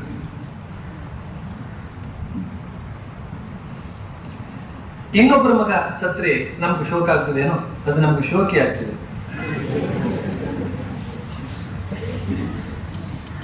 ರಾವಣನ ವಧೆ ಆಯಿತು. ಶ್ರೀರಾಮಕೃಷ್ಣ ಹೇಳ್ತಾರೆ, ರಾವಣನ ವಧೆ ಆಯಿತು. ಲಕ್ಷ್ಮಣ ಒಡನೆ ಅಲ್ಲಿಗೆ ಓಡಿ ಹೋಗಿ ನೋಡುತ್ತಾನೆ, ರಾವಣನ ಮೂಳೆಗಳಲ್ಲಿ ಛಿದ್ರವಿಲ್ಲದ ಜಾಗವೇ ಕಂಡು ಬರಲಿಲ್ಲ. ಆಗ ಆತ ರಾಮನಿಗೆ ಹೇಳಿದ, ಹೇ ರಾಮ, ನಿನ್ನ ಬಾಣಗಳ ಮಹಿಮೆ ಎಷ್ಟು ಅದ್ಭುತವಾದದ್ದು. ರಾವಣನ ಶರೀರದಲ್ಲಿ ಛಿದ್ರವಾಗದ ಜಾಗವೇ ಕಂಡು ಬರಲಿಲ್ಲವಲ್ಲ. ಆಗ ರಾಮ ಹೇಳಿದ, ತಮ್ಮ, ಆತನ ಮೂಳೆಗಳಲ್ಲಿ ಕಾಣುತ್ತಾ ಇದೆಯಲ್ಲ ಛಿದ್ರಗಳು, ಅವು ನನ್ನ ಬಾಣಗಳಿಂದ ಉಂಟಾದವಲ್ಲ. ಪುತ್ರ ಶೋಕದಿಂದ ಆತನ ಮೂಳೆ ಜರ್ಜರಿತವಾಗಿ ಬಿಟ್ಟಿವೆ. ಆ ಛಿದ್ರಗಳೆಲ್ಲ ಆತನ ಶೋಕ ಎಷ್ಟರ ಮಟ್ಟಿನದು ಎಂಬುದನ್ನು ತೋರಿಸುತ್ತಿವೆ. ಪುತ್ರ ಶೋಕ ಮೂಳೆಯನ್ನು ಕೊರೆದು ಬಿಟ್ಟಿದೆ. ರಾಮ ಲಕ್ಷ್ಮಣನಿಗೆ ಹೇಳಿದಂತೆ, ಲಕ್ಷ್ಮಣ ಆ ಪ್ರಶ್ನೆಯನ್ನು ಕೇಳಿದ್ದಂತೆ, ರಾವಣನನ್ನ ಕತ್ತರಿಸಿದ ಕೂಡಲೇ ಲಕ್ಷ್ಮಣ ಹೋಗಿ ನೋಡ್ಕೊಂಡು ಬಂದಂತೆ ಅವನ ಮೂಳೆಯನ್ನ. ಆ ಮೂಳೆ ಛಿದ್ರವಾಗಿದ್ದದನ್ನ ಅವನು ಕಂಡನಂತೆ. ಕಂಡು ರಾಮ ಬಾಣದ ಮಹಿಮೆಯನ್ನು ಕೊಂಡಾಡಿದನಂತೆ. ಅದಕ್ಕೆ ರಾಮ ಹೇಳಿದಂತೆ, ಪುತ್ರ ಶೋಕದಿಂದ ಉಂಟಾದ ಛಿದ್ರ, ಅದು ಛಿದ್ರ ಅಂದ್ರೆ ತೋಟುಗಳು ಅಂತ ಹೇಳಿದಂತೆ. ರಾಮಾಯಣ ನಿಮ್ಮಲ್ಲಿ ಎಷ್ಟು ಜನ ಕೇಳಿಲ್ಲ? ಎಷ್ಟು ಜನ ನೋಡಿಲ್ಲ? ಈ ಘಟನೆ ನೋಡಿದ್ರೆ ನೀವು ಕೇಳಿದಿರುವ? ಇದು ಯಾವ ರಾಮಾಯಣದಲ್ಲಿ ಇದೆ? ಇದು ರಾಮಕೃಷ್ಣ ರಾಮಾಯಣದಲ್ಲಿ ಇದೆ. ಯಾರು ರಾಮನೋ ಯಾರು ಕೃಷ್ಣನೋ ಅವರೇ ರಾಮಕೃಷ್ಣರಾದ್ರಿಂದ ಇಂತಿದ್ದ ಕೆಲವು ಹೊಸ ಸಮಾಚಾರಗಳಿಂದ ಆ ರಾಮಕೃಷ್ಣ ಕೊಡ್ತಾ ಇದ್ದಾರೆ. ಪುತ್ರ ಶೋಕದಿಂದಾಗಿ ಅವನ ಶರೀರದ ಒಳಗಡೆ ಇರತಕ್ಕಂತಹ ಮೂಳೆಗಳು ಕೂಡ ಜರ್ಜರಿತವಾಗಿ ಬಿಟ್ಟಿವೆ ಅಂತ ಒಂದು ವರ್ತಮಾನವನ್ನು ಹೇಳ್ತಾ ಇದ್ದಾರೆ ಶ್ರೀರಾಮಕೃಷ್ಣ. ಅಂದ್ರೆ ಪುತ್ರ ಶೋಕ ಜನ್ಮ ಜನ್ಮದವರೆಗೂ ಹೋಗ್ತಾ ಇರ್ತದೆ. ಅಷ್ಟು ಆಳವಾಗಿ ಜೀವದೊಳಗೆ ಸೇರ್ಕೊಡ್ತದೆ. ಅದಕ್ಕೋಸ್ಕರವೇ ಆ ಶೋಕ ಅಂತ ಹೇಳ್ತಕ್ಕಂಥದ್ದು ತಗೊಳ್ಳದೆ ಇರಬೇಕಾದ್ರೆ ವಿವೇಕದ ಮಾತನ್ನ ಮತ್ತೆ ಮತ್ತೆ ಕೇಳಬೇಕು. ಶೋಕ ಬರಬೇಕಾದ್ರೆ ಮೊದಲೇನೇನೆ ವಿವೇಕದ ಮಾತನ್ನ ತುಂಬಿಕೊಂಡಿದ್ರೆ ಶೋಕ ಬರುವ ವೇಳೆಗೆ ನಾವು ಸಿದ್ಧರಾಗಿರ್ತೇವೆ. ಶೋಕ ಮಾಡಬಾರದು ಅಂತ ಒಂದು ಪ್ರಜ್ಞೆಯನ್ನು ತಂದುಕೊಳ್ತೇವೆ. ಶೋಕ ಬಂದ ಮೇಲೆ ವಿವೇಕ ಹೇಳಿದ್ರೆ ಅದು ನಡೆಯೋದಿಲ್ಲ. ಅಷ್ಟೊತ್ತಿಗೆಲ್ಲ ಹಾಳಾಗಿ ಹೋಗ್ಬಿಟ್ಟಿರುತ್ತೆ. ನಮ್ಮ ಮನುಷ್ಯ ಯಂತ್ರ ಅಂತ ಹೇಳ್ತಕ್ಕಂಥದ್ದೆಲ್ಲ ಜರ್ಜರಿತವಾಗಿ ಹೋಗ್ಬಿಟ್ಟಿರ್ತದೆ. ಅದಕ್ಕೋಸ್ಕರವೇ ನಾವು ಭಗವದ್ಗೀತೆಯನ್ನು ಓದಬೇಕು ಅಂತ ಹೇಳುದು, ವಿವೇಕ ಚೂಡಾವಣೆಯನ್ನು ಓದಬೇಕು ಅಂತ ಹೇಳುದು, ಅಂತಹ ಶ್ರೇಷ್ಠ ಗ್ರಂಥಗಳನ್ನು ಓದಬೇಕು ಅಂತ ಹೇಳೋದು ಈ ಕಾರಣದಿಂದಾಗಿಯೇ. ಶ್ರೀರಾಮಕೃಷ್ಣ ಮುಂದುವರಿಸ್ತಾ ಇರ್ತಾರೆ, ಆದ್ರೆ ಮನೆ, ಹೆಂಡತಿ, ಮಕ್ಕಳು ಇವೆಲ್ಲ ಅನಿತ್ಯ, 2 ದಿನದವು.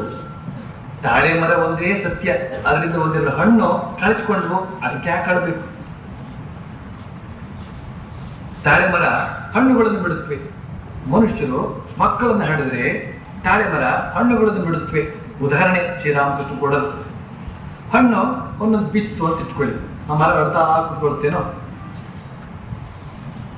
ಅಂತನ್ನುವ ಈ ಒಂದು ಉಪಮಾನವನ್ನು ಶ್ರೀರಾಮಕೃಷ್ಣ ಕೊಟ್ಟರೆ, ಅದನ್ನು ಉಪನ್ಯಾಸದಲ್ಲಿ ನಾನು ಹೇಳಿದ್ರೆ, ಅದು ನೀವೆಲ್ಲ ಕುಳಿತುಕೊಂಡು ಕೇಳಿದ್ರೆ ನಿಮ್ಗೆ ಅದು ಸರಿ ಅಂತ ಅನಿಸ್ತದೆ. ಆದರೆ ಅಂತಹ ಒಂದು ಸನ್ನಿವೇಶಕ್ಕೆ ಗುರಿಯಾದವರ ಮುಂದೆ ಈ ಮಾತನ್ನು ಹೇಳಿದ್ರೆ ನಾವೇನು ತಾಳೆ ಮರವೋ ಅಂತ ಅವ್ರು ಕೇಳ್ತಾರೆ. ತಾಳಿ ನೀವು ತಾಳೆ ಮರವೋ ಏನೋ ಅಂತ ನಿಧಾನ ಗೊತ್ತಾಗುತ್ತೆ ಅಂತ ಅವ್ರಿಗೆ ಹೇಳಬೇಕಾಗತ್ತೆ. ತತ್ವ ಇದೆ, ತಾಳೆ ಮರವೇ ಸತ್ಯ, ಭಗವಂತ ಒಬ್ಬನೇ ಸತ್ಯ, ಬಾಕಿ ಉಳಿದವರೆಲ್ಲ ಬಂದು ಹೋಗಿ ಮಾಡ್ತಕ್ಕಂಥ ಬಂಧುಗಳು. ಯಾರು ಕೂಡ ನಿಂಗಿರ್ತಕ್ಕಂಥವರಲ್ಲ. ಈ ಮಾತನ್ನ ಇಲ್ಲಿ ಹೇಳ್ಕೊಡ್ತಾ ಇದ್ದಾರೆ. ಓಂ ಪ್ರಿಯತಾಂ ಪುಂಡರೀಕಾಕ್ಷ ಸರ್ವಯಜ್ಞೇಶ್ವರೋ ಹರಿ ತಸ್ಮಿನ್ ಸ್ತುಷ್ಟೇ ಜಗತ್ತುಷ್ಟಂ ಪ್ರೇಣಿತೆ ಪ್ರೇಣಿತಂ ಜಗತ್ ಹರಿ ಓಂ ತತ್ಸತ್.